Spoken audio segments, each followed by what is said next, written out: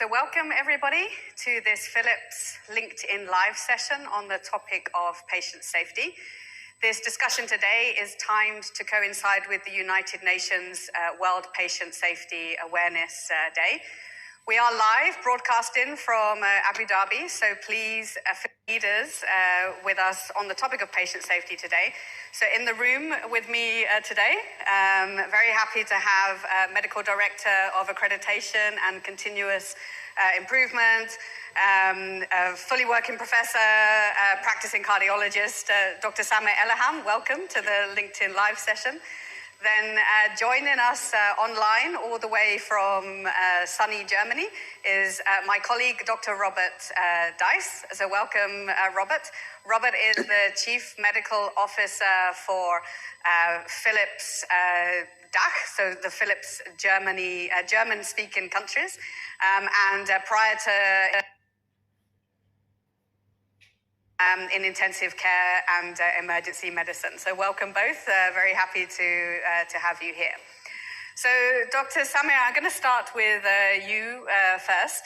So we're talking about patient safety today, but patient safety is a very, very large topic. So could you give me your thoughts on really the status of healthcare today and what your definition of patient safety is? Right. Thank you very much, Sarah and Dr. Robert, for having me, and I'm so glad to be on this great forum. So, one of the challenges that we have in healthcare is there are three components that we don't typically talk about. One component is healthcare currently is really more of a sick care. People, persons, population come typically when they get sick as emergency or to the clinics. And it's very concerning. The second component, it should really be proactive at this stage. Most, but not all healthcare are really reactive. So initially, we have the concern about the sick care, the concern about the reactivity. And the third one is very, very important and dear to my heart. I do mostly research on digital health, etc. But I want to remind myself before anyone else that healthcare, while being advanced, need to be a lot more reliable. Right. With that setting, going to the next layer, from the forest to the tree, before we get into safety definition, one equation I found to be very useful and simplistic in a way, but very practical, to look at the voice of the patient. And the voice of the patient at the end of the day, patients are a lot more educated consumers than we'd like to see or hear. And not only from the Google, not only from the internet, but people really read and they care about their health for the most part. And I've always thought about the equation of the expectation as keep me safe, which is safety, our topic today especially, and don't harm me. The second component is heal me, which is evidence-based medicine based on the current data. The third one is be kind to me, which we call now technically patient experience. And the most important, perhaps, engagement. And engagement is not only, about people. Nothing about me without me. Don't do things on the patient or for the patient. Do things with the patient as a team. How about safety? Now, there are many definitions, and I'm sure my colleague, Dr. Robert, would address a more detailed one. Simplistically, patient safety means freedom from unintentional or accidental harm. But is that true? It's actually not very true, because you could have a significant safety issue that may not get to the patient, and we don't learn from it.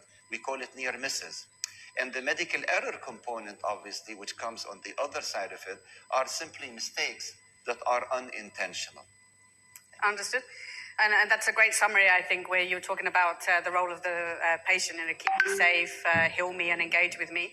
It's also actually the theme of World Patient Safety Day is very much around patient engagement. So thank you for summarizing that. Dr. Robert, would you like to add on the definition of patient safety to what Dr. Samir has said? You and of course our audience, and thank you for this question. I have to add only a few things. I was also looking when preparing this meeting and adjusting it and aligning it with my experience. I noticed that we focus, as our colleague Dr. Sama said, on the prevention of errors and avoiding unintended harm to the patient. I think when we look at this, patient safety is, in a verbal sense, maybe described as a series of non-events, not harming, not missing anything, not making any mistakes, not omitting something. But I think we should go a little bit beyond this definition, which is commonly accepted. And I think the most important thing, you mentioned it already from the picture of the forest and the trees, is culture. So for the future, healthcare systems should become a place where, of course, patient harm and adverse events occur quite rarely. But in addition, safety behavior itself as a culture should be promoted and risks should be managed appropriately. So technically spoken, the resilience of those health systems is important to the patients. We have to improve the capacity of the health systems to recognize such threats and look for desirable, and to clearly state that this is a desirable goal, that we implement realistic options and recommendations which are actionable. And both from an academic perspective as well as from an industrial perspective, we should, or health systems and healthcare in general, should use its innovation skills and potential to the service and devote it to the service of achieving and improving patient safety. That's my addition to this. No, it makes sense, and then we're going to talk later about some of the innovations that will enable patient safety. But Sarah, may I add of course, something? absolutely. So, in the literature of safety, patients tell me that the easiest way they can understand this are two terms, actually. One is called omission, and the other one is called commission. So omission is failure to do the right thing. Somebody needs an antibiotics, they didn't get it. Some patient with a heart attack did not get the beta blocker or the right drug. And patients really understand it, talking about the engagement, the theme. The other thing is the commission. They tell me, now I'm making sense. So omission is omitting to do the right thing. Commission is doing the right thing wrong, means they give antibiotic to a patient who is allergic to the drug. Right. And for the patient standpoint, if we add the excellent definitions used by Dr. Robert and the simplified one, you see that it can work through a stream of ideas that hopefully get the point through. We all are agreeing on the same topic, and the topic is key.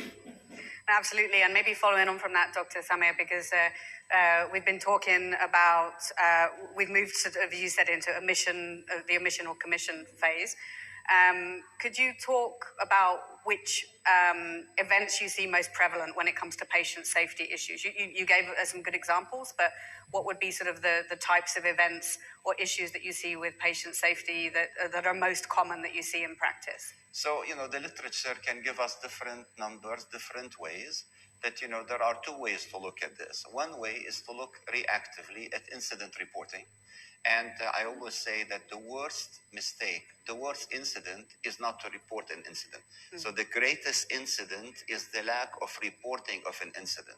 And we'll talk later, as my colleague, Dr. Robert, spoke about the culture, which eats, as you know, strategy for breakfast and even before breakfast.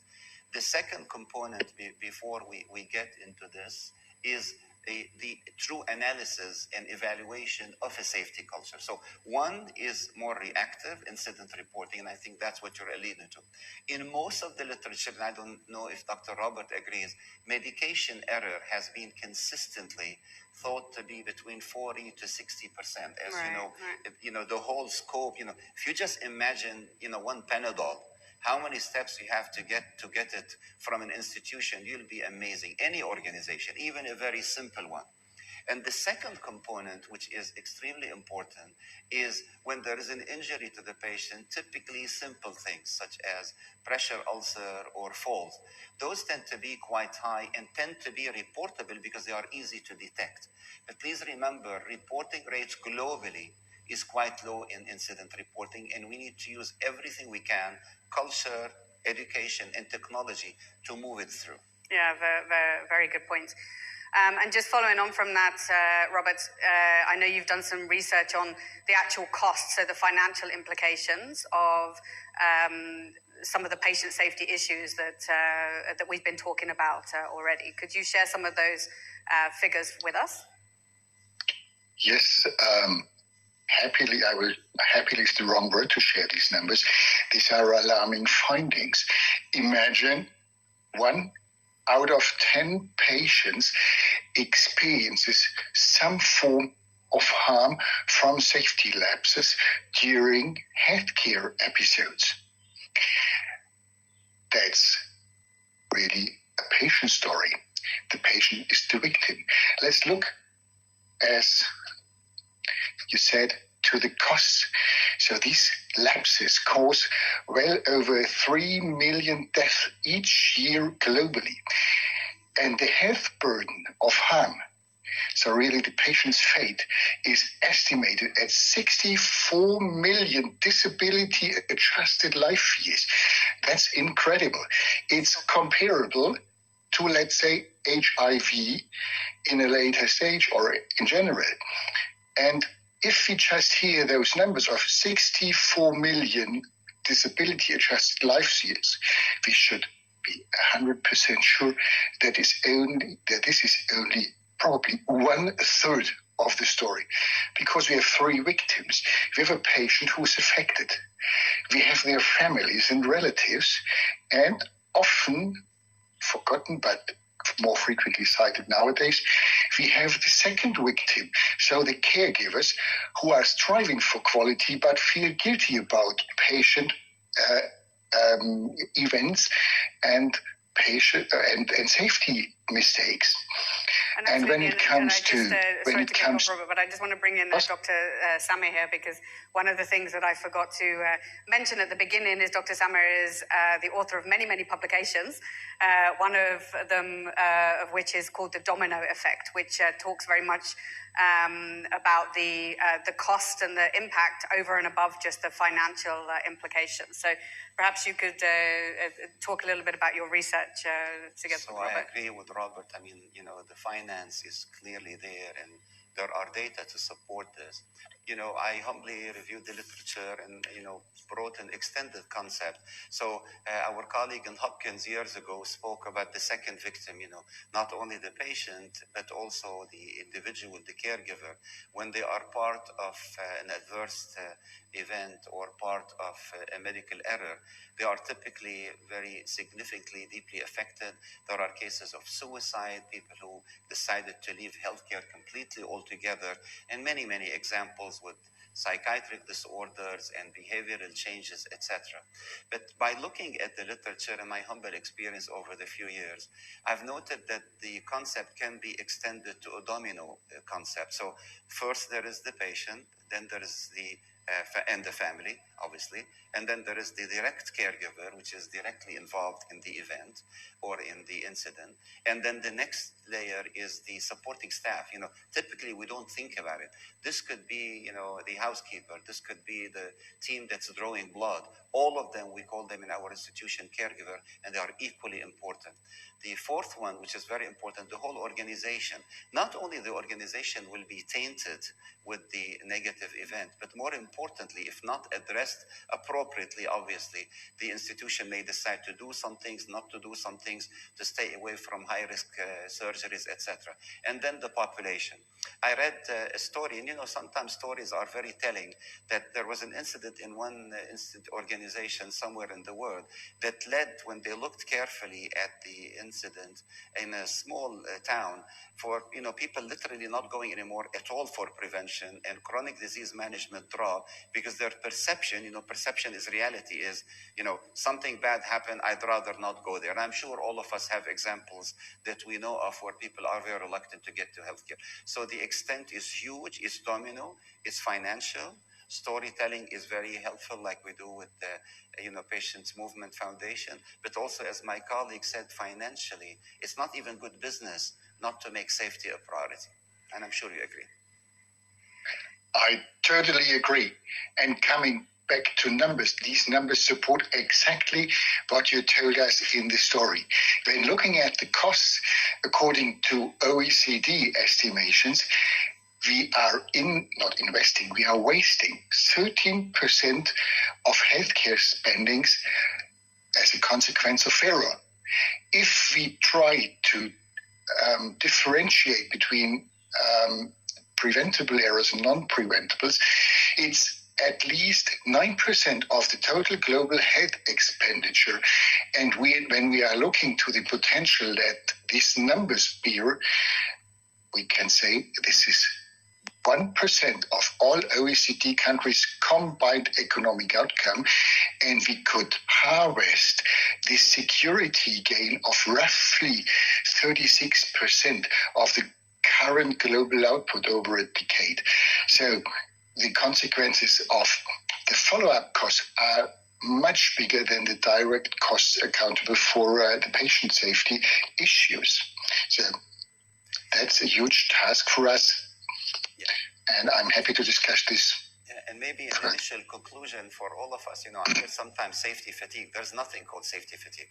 This is, there'll always be issues. We always need to work on this. It has to be sustainable. And safety is here to stay for the rest of our life and the life of anyone else. So safety fatigue, like the heart is beating when we are alive, safety needs to be a priority. And I hope you agree with me. Thank you.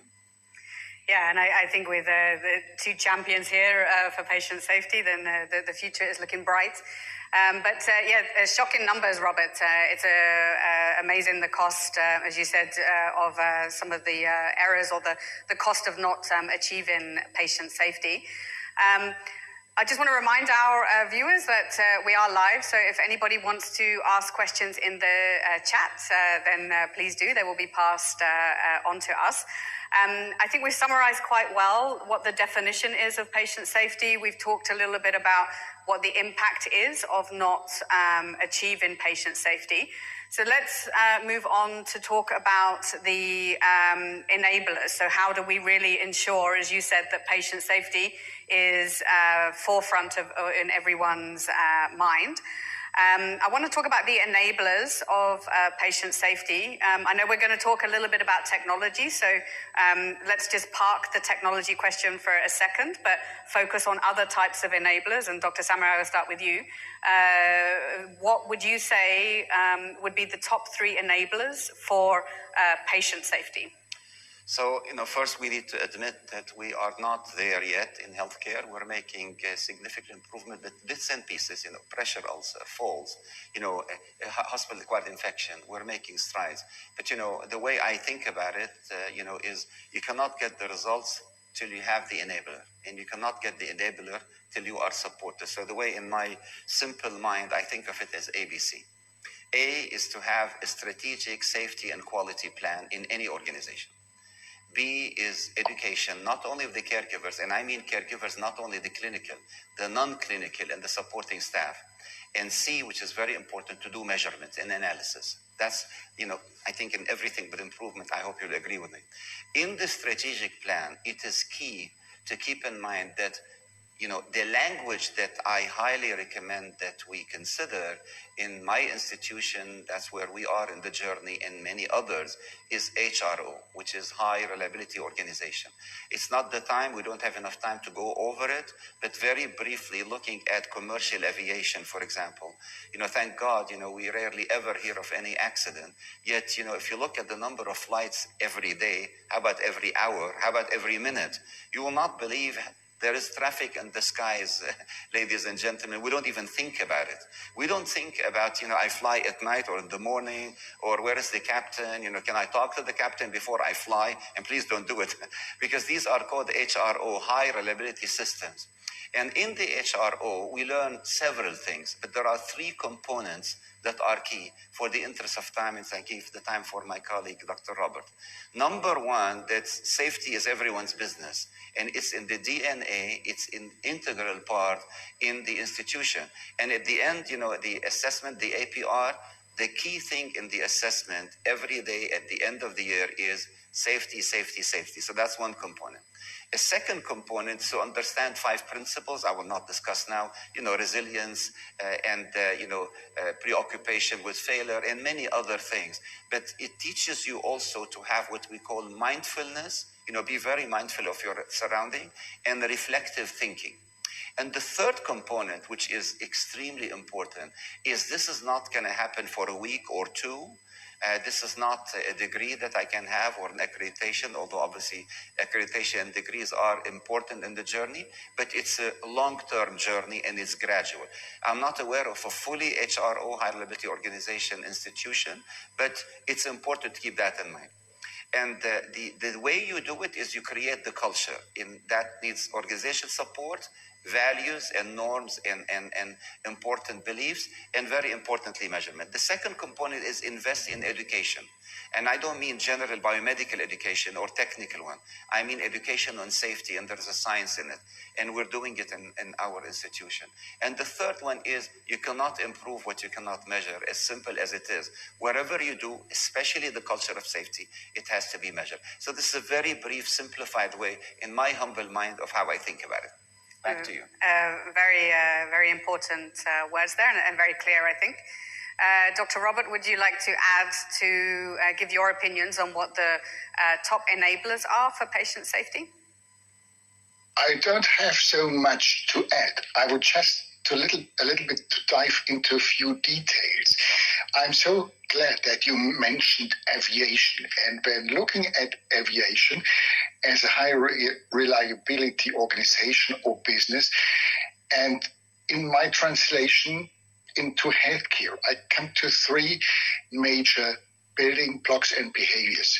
First is communication, interdisciplinary, interprofessional communication, supporting the second important thing, the situational awareness of the entire team to, for example, preemptively identify potential threats to the patient safety and to create a plan B and a plan C if something is going wrong. And according to the making a plan B and C, I would say what we could benefit most from what we are hopefully doing or trying to do every day, every minute we are working, is that we force ourselves to structured decision-making. This starts with evidence-based medicine. This starts with simple statistic, but it also deals with the question how we can deal with uncertainty.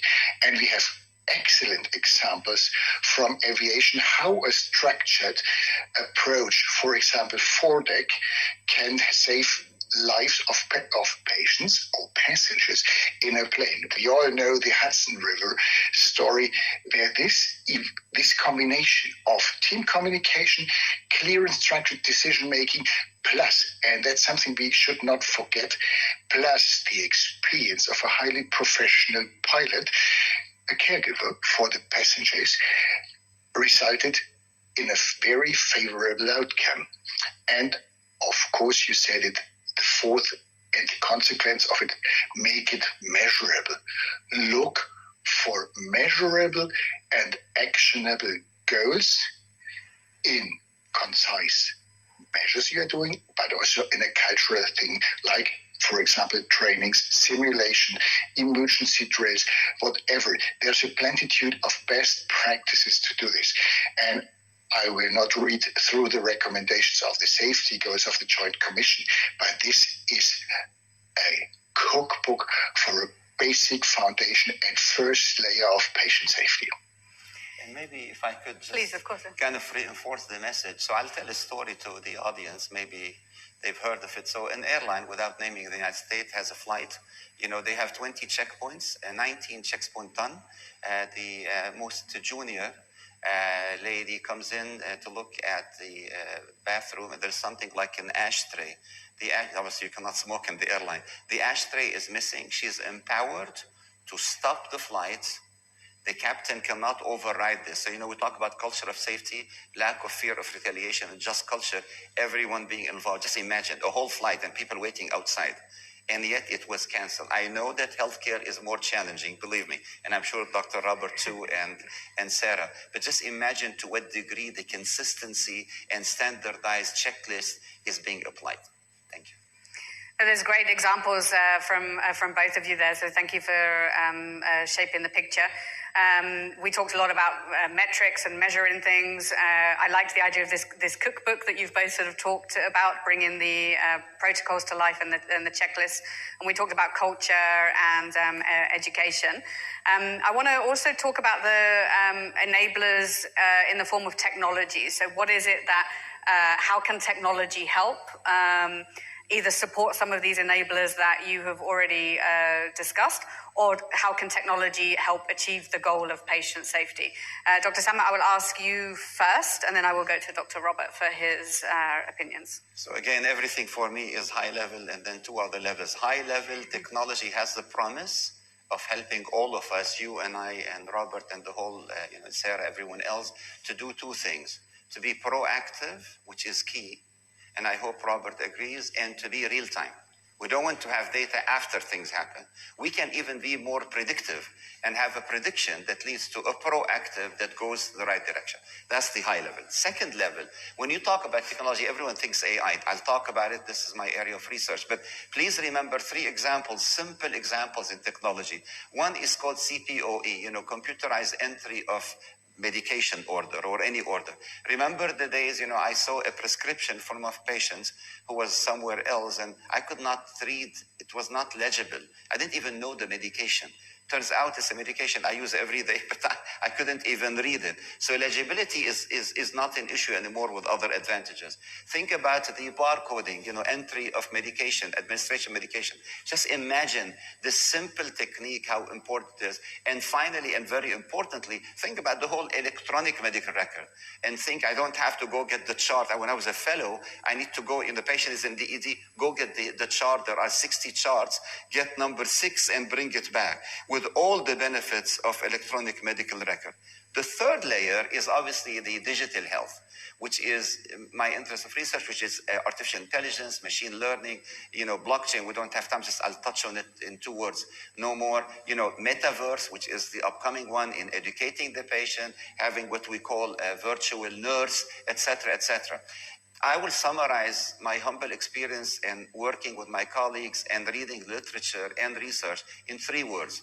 Number 1, it will help us really use the big data in a way that adds value and is truly predictive, and we can be proactive. Message number 1, very brief. Number 2, robotic is creating what we call, for example, for procedure, consistent, predictable result for the most part, while there is intervention. So I call, AI and digital health, augmented digital health. So it augments what we do. It's not replacing us for a while, and I can discuss this for a while. And then number 3, and extremely important, it should not be forgotten, is that when we do these things, we can spend a lot more time with the patient, believe it or not. It is said that physicians, and I'm one of them, have spent around 60 to 70% of their time dealing with the patients and doing admin work. So those are very simple examples, and you can go back to our paper, among numerous ones that they can improve remarkably patient safety. No, very interesting. I like the whole concept of, as you said, bringing the big data and doing something with that data, right? There's so much data available for us today that if we can use it intelligently, it enables us to give some very actionable insights. So Robert, I know you're also very keen on the technology side of things. You've also involved in very, very many projects. So would you like to talk to us about the role of technology and how that can enable patient safety? Yes. So first of all, I would say tech savvy, like most anesthetists and intensivists, but I really like the examples you brought up, Dr. Sammer. Just as to translate this into other business, this is a lovely story in terms of safety research and safety costs. By the year 2006, the global costs of all protective helmets for construction workers working globally was lower than the cost for prototyping this miraculous technical thing like an ejection seat from a jet plane, which saves also lives. I keep this in mind, and I try to teach this every time. Its safety in healthcare can be as simple and also unspectacular as just giving these protective yellow helmets to your patients and to your staff. To have it a little bit more concrete and concise, what we should do from a technology perspective first starts, of course, with the device-related safety. So a safety device in a technical perspective, but also that's more important because you do the technical design and validation and safety checking once, and it's reproducible. But what's not reproducible is how caregivers globally, and I'm allowed to say because I'm also one, vary in the use of these devices. And the safety by design of every device is of outstanding importance. We should focus from a device manufacturer perspective on the usability, on error-free handling of the devices, and in addition, as a service aspect, promote continuous education, because if you use a device quite rarely, you will forget a few things and knobs and buttons. The next one is, you said it, from AI and technology digitalization, we should, from a technical perspective, look that we can reduce cognitive load to the caregivers by usability aspects, by information technology that is exactly providing the right information and the relevant information at the right time, and the right person, the patient, and the caregivers. And you mentioned it, but I love this compound, is we should move from a reactive technology like traditional alarming when there is an asystole or ventricular fibrillation to a more predictive way of notifications. And this is, I think, the best example how technology, AI, and cultural things like situational awareness fall together and promote our striving for patient safety. No, perfect. And I hear the common theme of like standardization, evidence-based protocols, lessening the burden on the caregiver, all areas where technology can help. Robert, I'm going to continue on with you because we were talking about technology. Obviously, as Philips, we are a healthcare technology provider with a long history in sort of healthcare innovation. When it comes to patient safety, what would you say is the role of the healthcare provider? What is it our job to do in towards that goal? So from a technology perspective and a medtech manufacturer's perspective, I'm sorry, I'm a little bit repeating myself and also, of course, what we said up front.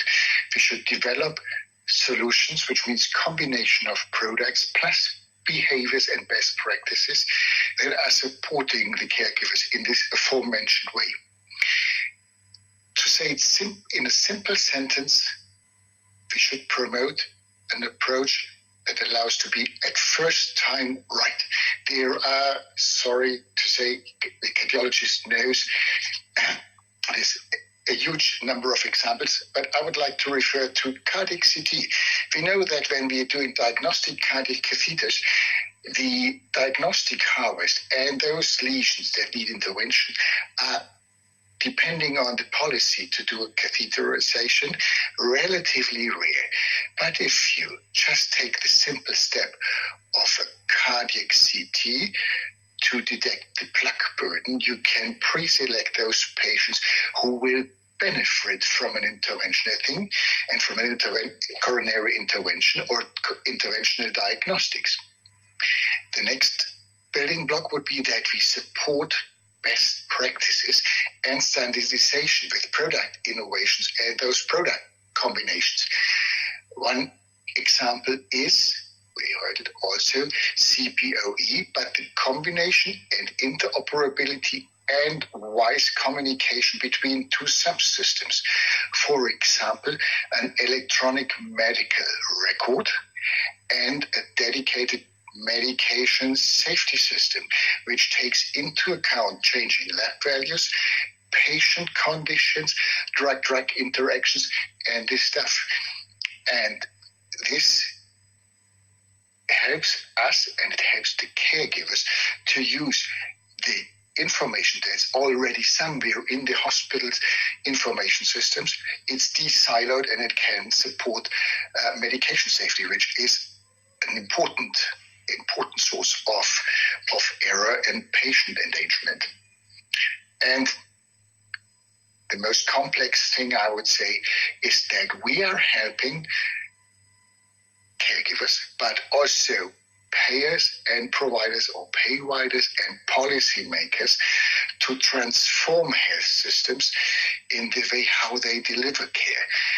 And the ultimate goal is, or concept is, value-based healthcare.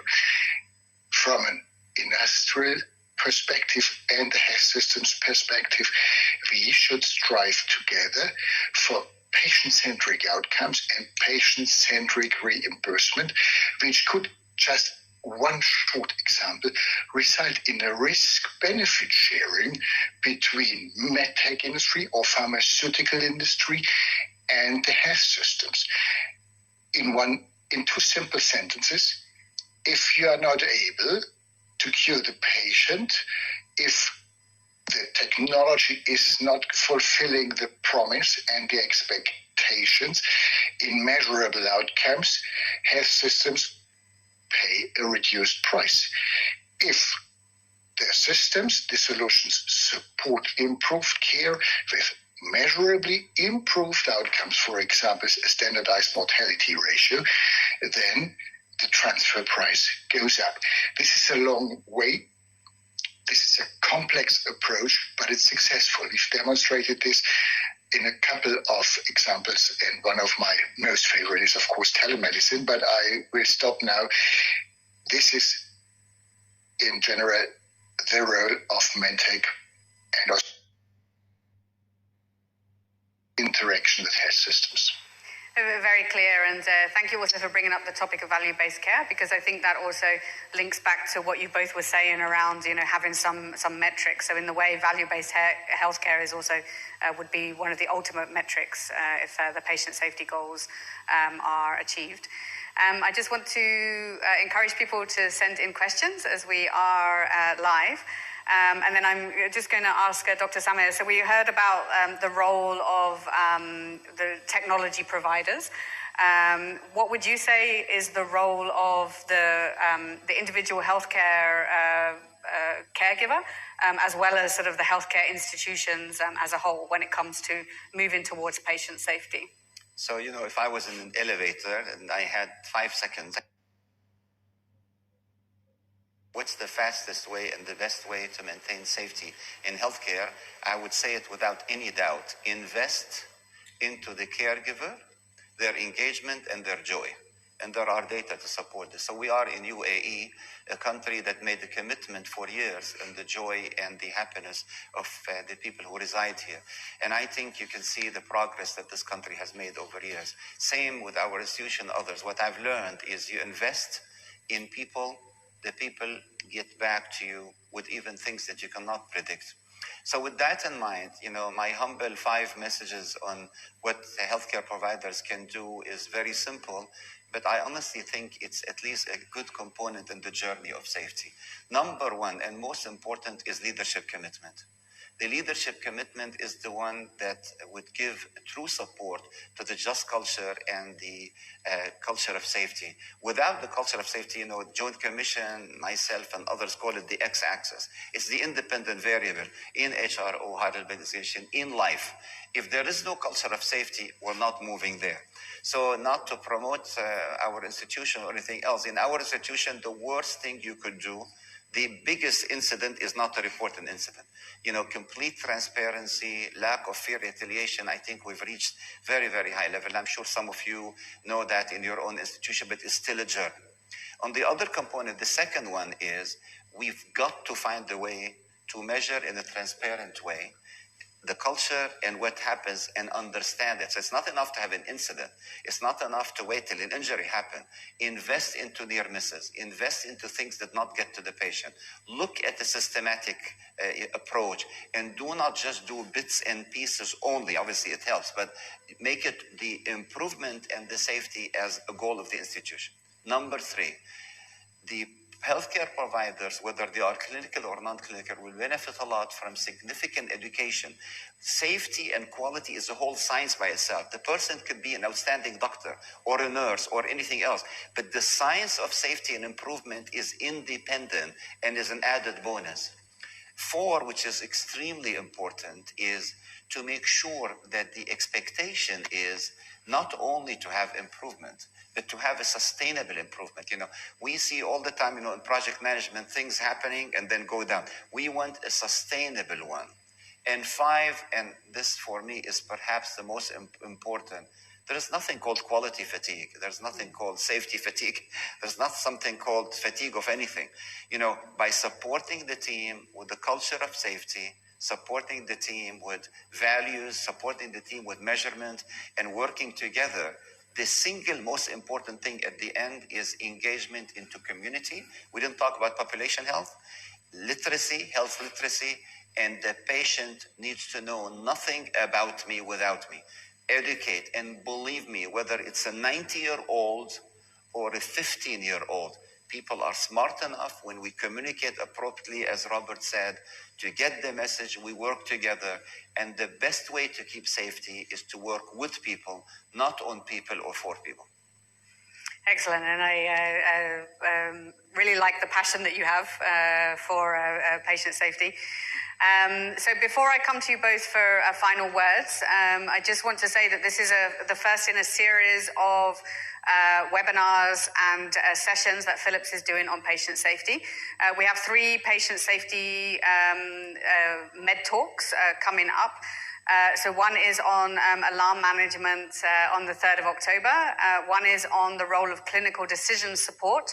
That's on the 17th of October. And one is focused on improving safety in the general ward, which is on the 21st of November. And basically, just like this session, you can follow Philips to sign up for that.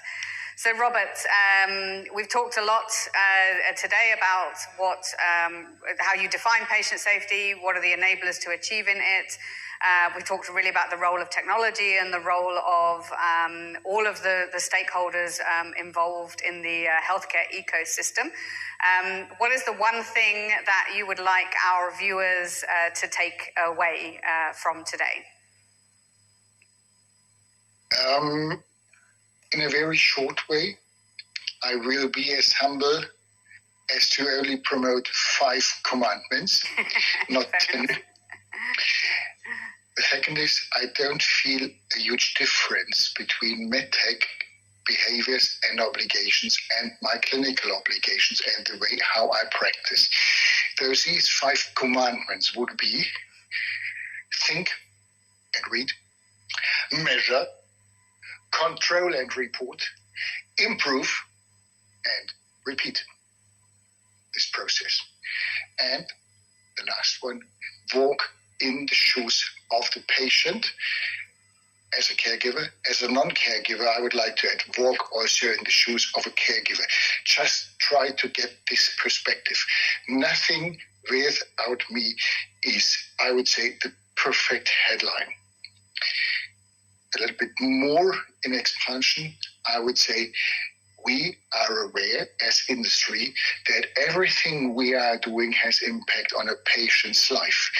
We also treat, of course, our colleagues and diagnose them with our own devices and our families, so that we should keep this constantly in mind. At the end of what we are doing, there is an impact on a patient's and a human being's life. this has to be a part of the culture and a constant striving and induce a constant striving for patient safety and better health outcomes. It is, I think, an integral part of our self-conception and motivation. And something that we've not mentioned so far is we should cooperate. We mentioned this for the healthcare team plus patient, but from an industrial perspective, we should collaborate with caregivers and with academic societies in order to promote safety, to improve the safety science aspect, and of course to keep pace from both sides, the academic innovation and research outcomes and the translation into products that's relevant. And this example here, or this webinar, is one of those examples, and we are structurally working on this day by day by, for example, patient safety boards that advise us in our daily work.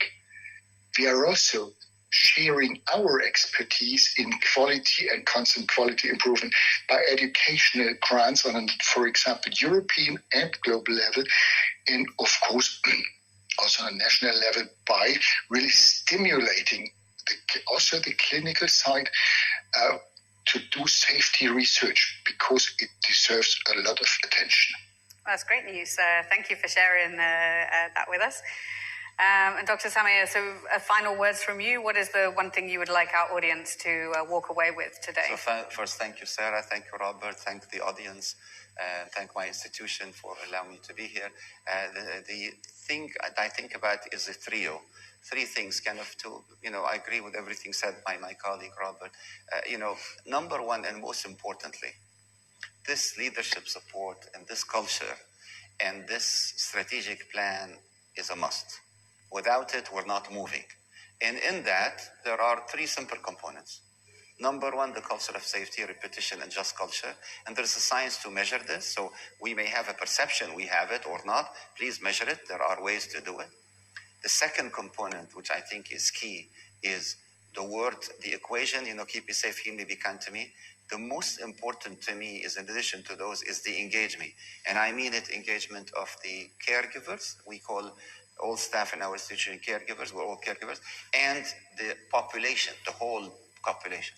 And the third component, which is extremely important, is robust performance improvement, whether you need PDCA, PDSA, Lean Six Sigma, anything else, with a focus on a concept that you want to have a measurement that's very ethical. That's component number one. Component number two is education, caregiver education. People think when I talk about I want to be a better cardiologist or a gastroenterologist or a nurse. That's very important. That's biomedical. But there's a whole component of education which is on safety. And, we're doing it now in our institution using a learning management system, focusing on HRO. And I just finished today chairing the care coordination committee. The concept of care coordination is not there. You could have 10 things working well, but they don't work, together well. And the silo thing, care coordination. And then the final one, ethical, transparent, accurate, precise, and reliable measurement. Because the foundation of what we do is ethics and transparency. For my simple mind, this is the prescription. Is it easy to get? Nothing is easy, but we'll never be safety fatigued. We're all in a journey and we're moving in it. Okay, perfect. So that is very clear. I'm just having a quick look at our questions. So this is to both of you. We've talked a little bit about this. You started to bring it up at the end around sort of population health. We had a question around should we also give importance to community awareness, so educating children about patient safety, including it in the patient curriculum. So I'll give that question to you because you started to hint about it a little bit in your closing words. I don't know how big yes should be. Focusing on population, focusing on public health. How many patients do I see, you see, we see? Think about the public. Think about population health. I'm with a wonderful WhatsApp group that teaches me more than I teach them, focusing on population health. Yes, absolutely yes. And it has three components. Number one, first to identify population, identify public health, identify primary care physicians, and I'm a cardiologist, as the single most important foundation of true healthcare, number one. Number two, which is extremely important, health literacy. Health literacy is sometimes as low as 5% and no more than 40-50%. There are indicators of this. Please look up WHO website and United Nations. And then three, and very importantly, please think of educating our colleagues that it's not only being sub-specialized, but population. Absolutely, yes. And AI has a great role in this beyond the scope of today. Thanks. Perfect. So I think we'll finish there because that actually brings us back to the theme around patient engagement of the UN's Patient Safety Awareness Day. I want to thank you both for sharing your insights and your knowledge, and also for both of you for your continued championing of the patient safety topic. I think we've learned a lot today. I think we have a better sense of what patient safety means to caregivers, to patients, and to the whole ecosystem. And I think we've also walked away with some very practical and proven examples of what can be done to achieve those patient safety goals. So I want to thank everyone for staying online and for your questions. And this concludes the first in the series of our patient safety topic. So thank you for listening. Thank you, and thank you, Robert, and the team. Thank you very much, and Thanks. the audience, obviously. Thanks, everyone. Thank you, too. Have a nice afternoon. And you.